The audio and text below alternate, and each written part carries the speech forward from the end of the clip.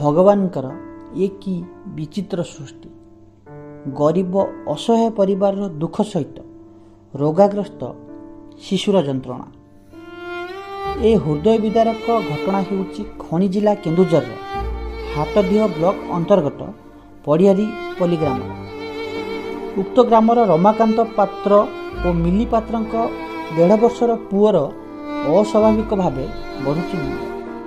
ପୁଅକୁ ଡାକ୍ତରଖାନା ନେବାରୁ ତାହା ଟ୍ୟୁମର ବୋଲି ଜଣାପଡ଼ିଥିଲା। ଏବେ ଅସ୍ତ୍ରୋପଚାର କରିବା ନିହାତି ଆବଶ୍ୟକ ବୋଲି ଡାକ୍ତରବାବୁ କହୁଛନ୍ତି। ହେଲେ ପାଖରେ ଅର୍ଥ ନଥିବାରୁ ଅସ୍ତ୍ରୋପଚାର କରିପାରୁନାହାନ୍ତି ରମାକାନ୍ତ। ଏଭଳି ଏକ ଦୁଃଖଦ ଖବର ସଂଗ୍ରହ କରିବା ସମୟରେ ଆମ ପ୍ରତିନିଧିଙ୍କ ଆଖିରୁ ମଧ୍ୟ ଝରି ପଡ଼ିଥିଲା। ହୁଏତ ଭଗବାନ ଏଭଳି ଦୁଃଖ ଆଉ କାହାକୁ ନ ଦେବେ।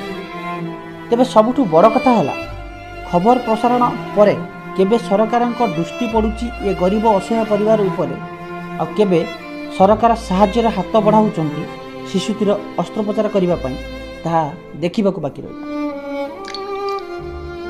କେନ୍ଦୁଝରରୁ ଖଳାନନ୍ଦ ଶର୍ମାଙ୍କ ରିପୋର୍ଟ, ଆୱାଜ ଭାରତ ନ୍ୟୁଜ୍।